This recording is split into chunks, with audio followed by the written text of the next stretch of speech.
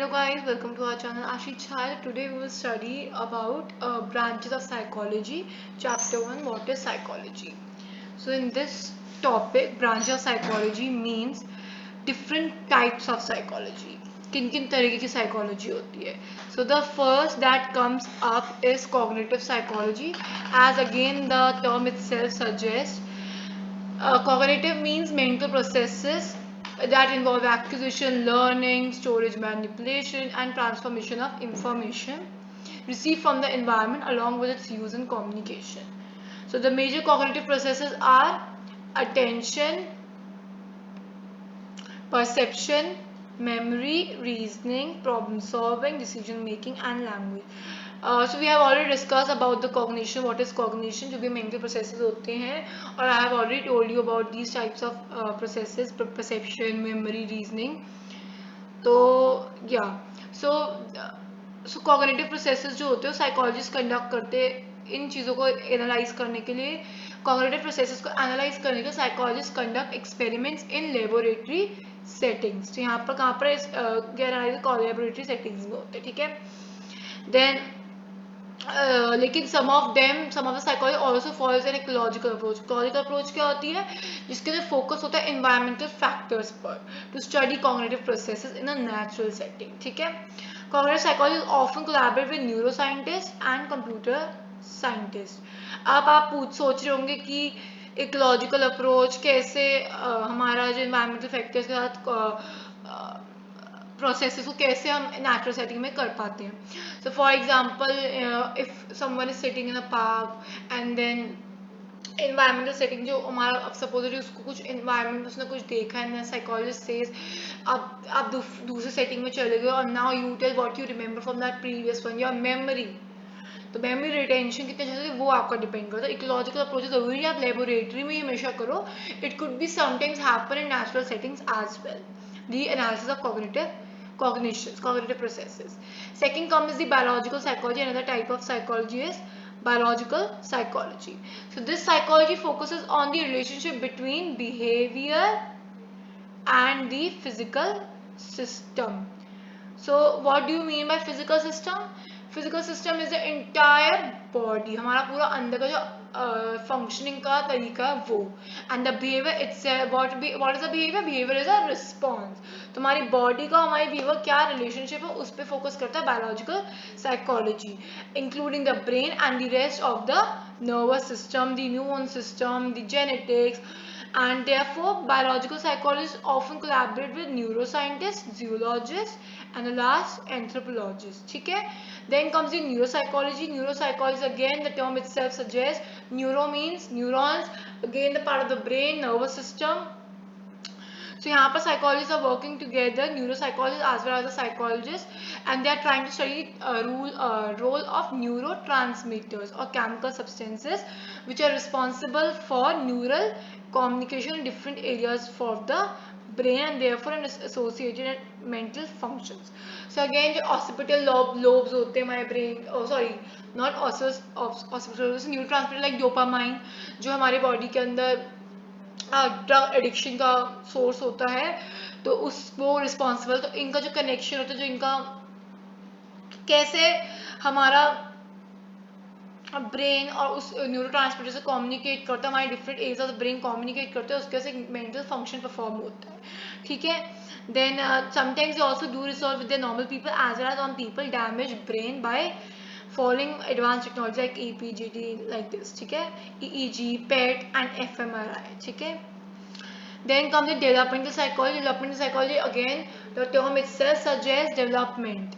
So it mostly talk about the lifespan. जो आप जिस तरीके की development होती है, इस development के अंदर हर तरह के changes focus करे जाते हैं. That is physical, social and psychological. These are the three basic changes that a person go through in their life at different ages and stages over a lifespan. So as I said, development means जो lifespan आपकी development हुई from the birth till the death. ठीक है. From conception to old age. अब इसका primary concern क्या होता है this developmental psychology is how we become who we are. हम कैसे बने जो हम हैं. हम कैसे बने जो हम हैं. हम क्या हैं. Supposedly I am a teacher. तो मैं ये कैसे बनी हूँ, क्या इसके पीछे फैक्टर्स हैं या क्या ट्रेड्स हैं जिसने मुझे, क्या डेवलपमेंट प्रोसेस हुई, क्या स्टेजेस पे मेरे चेंजेस आए कि मैं एक टीचर बन गई या मैं एक ऐसा ह्यूमन बनी हूँ। ठीक है, अब पहले कुछ इंपॉर्टेंट ईयर्स के अंदर जो एम्फोसाइज था was on child and adolescence development पे ही था, but later on they have shown strong interest in adult as well as aging. धीरे धीरे aging और strong adult development पे भी focus हुआ. Then what they focus on biological, socio-cultural and environmental factors. तो ये चेंजेस फोकस करते हैं physical, social and psychological. Now अभी किनका इन्फ्लुएंस साइकोलॉजिकल कैरेक्टर्स पे चेक करते हैं, that is environmental factors, social cultural factors and biological factors on our psychological characteristics such as intelligence पे उन चीज़ों का क्या फर्क असर पड़ा. सपोजिटली मैं सोशल कल्चर कॉन्टेक्स्ट की बात करती हूँ जहाँ पर गर्ल्स को ज़्यादा पढ़ाते नहीं है, तो उस हिसाब से उनकी इंटेलिजेंस से क्या होगा, कम पढ़ेंगे, उनकी इंटेलिजेंस ज़्यादा ग्रो होने का मौका नहीं मिल जाएगा, एबिलिटीज़ को ज़्यादा व्हाट वी से ज़्यादा अटेंशन नहीं दी जाएगी, उनकी कैपेबिलिटीज, उनकी एबिलिटीज़ को, उनका cognition. Supposedly if someone in a house एक particular after 18 years after 18 years होने के बावजूद भी अगर बॉयज़ या गर्ल्स को बोलने का मौका नहीं दिया तो उनका thinking process might not develop, क्योंकि वो सर्टेन टॉपिक्स के बारे में सोचेंगे ही नहीं, तो उनका जो थॉट प्रोसेस है it might not work that much as compared to a person whose socio-cultural context as well as the environmental context is better, जहाँ पर बोलने की इजाज़त है, जहाँ पर फ्रीडम है, लिबर्टी नहीं मिलेगी. और ऐसे बच्चों को आफ्टर 18 ईयर्स तो उनका थॉट प्रोसेस इतना अच्छे से डेवलप नहीं होगा एज कम्पेयर टू दोस्त जिनको लिबर्टी मिलती है अपना व्यू पॉइंट रखने के लिए. ठीक है, अब developmental psychology they collaborate with anthropologist, educationist, neurologist, workers etcetera. ठीक है, again it is again a growing field of psychology.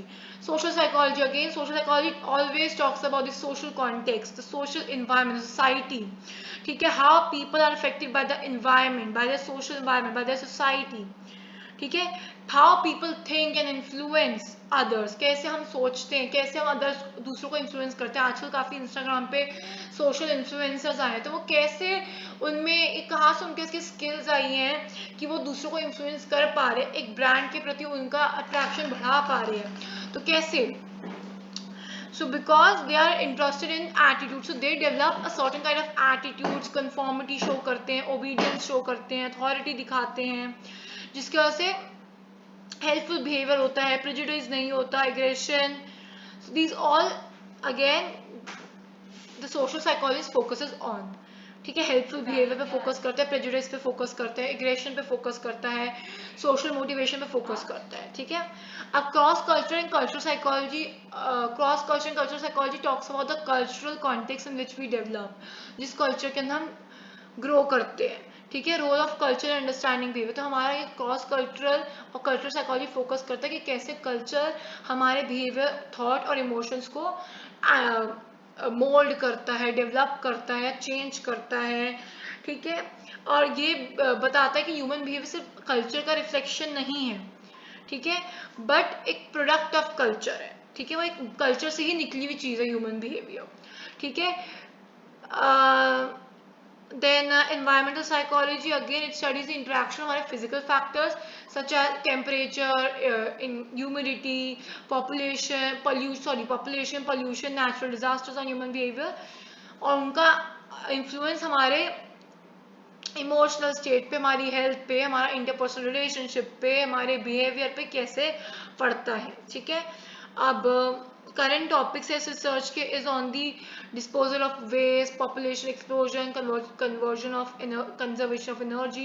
So environmental psychology supposedly हमारे आसपास काफ़ी क्राउड है, बहुत एक्सप्लोजन ऑफ पॉपुलेशन है, हर तरफ भीड़ है, तो इसका हमारे बिहेवियर पे, हमारी ज़िंदगी पे क्या असर पड़ता है, वो डेली में हम देखते भी ऐसे.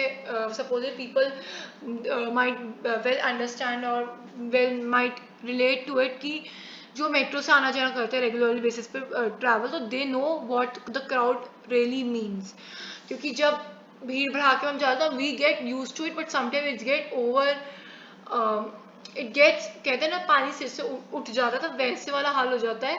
तो इस पॉइंट पे आके जो हमारा बिहेवियर है, वी गेट इरिटेटेड, घर पे आके गुस्सा उतरता है, या फिर सब कुछ अजीब सा लगता है, नेगेटिव सा फील होता है, थका हुआ महसूस होता है, देयर सो मच, मतलब स्टोनिंग ग्रेजुअली फील कि this is not worth it, इतना क्राउड में जाना, इतना थक्का मुक्के लाइक दैट। बट सो यार दिस इज हाउ हमारा फिर रिलेशनशिप भी फोकस खराब होता है। क्यों?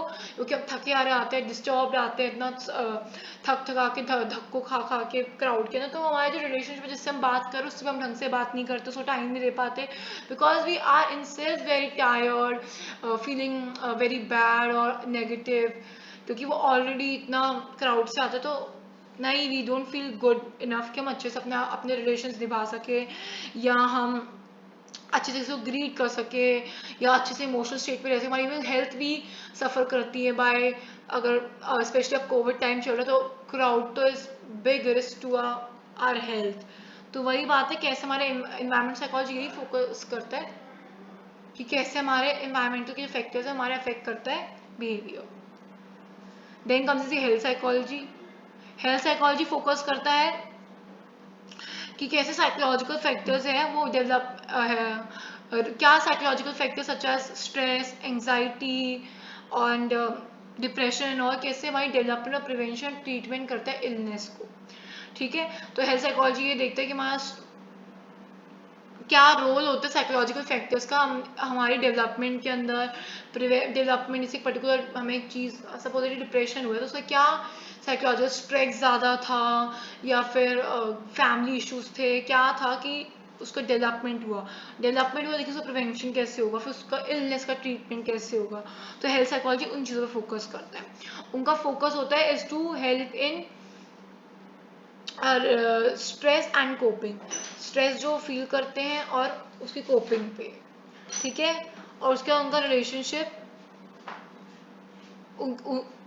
पेशेंट डॉक्टर का रिलेशनशिप पे फोकस होता है, साइकोलॉजिकल फैक्टर्स और हेल्थ पे फोकस होता है, वेज ऑफ प्रमोटिंग हेल्थ पे फोकस होता है।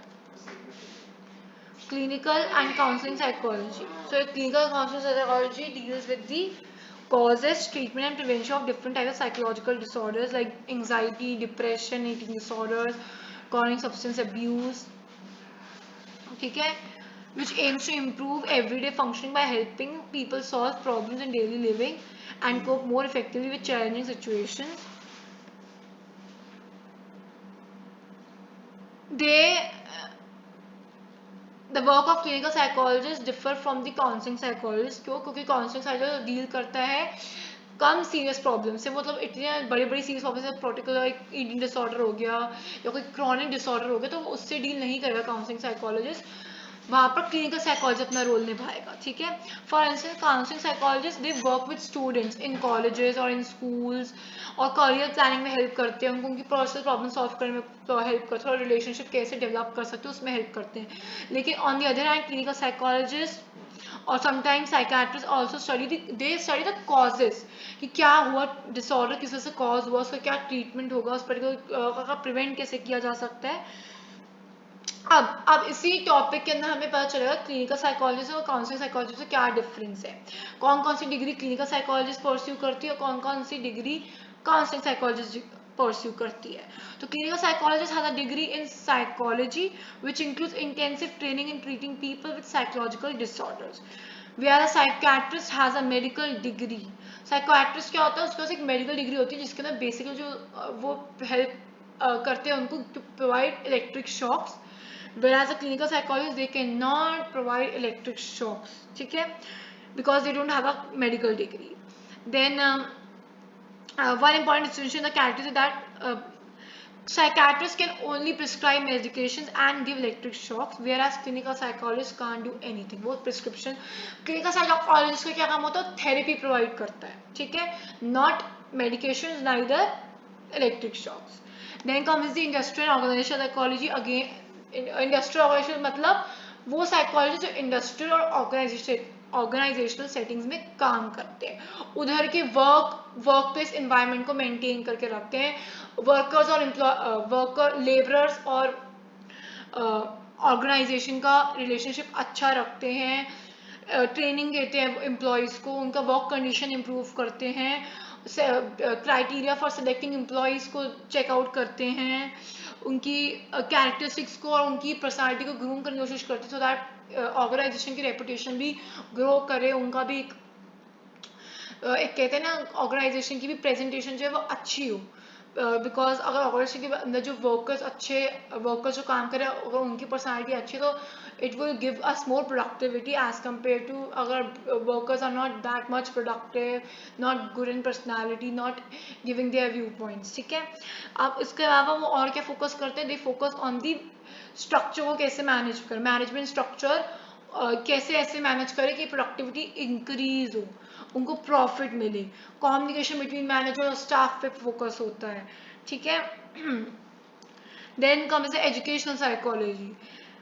अब इस पे इनका फोकस होता है how people of all ages learn, कैसे हर हर उम्र के लोग कैसे लर्न कर सकते हैं, लर्न यानी कैसे चीज़ें सीख सकते हैं। It's not only about studying first class से लेकर 12th क्लास तक या apart from college to till college, it's कि क्या क्या वो सीख सकते हैं, क्या क्या तरीके की स्किल्स सीख सकते हैं, उनका काम उस पर होता है।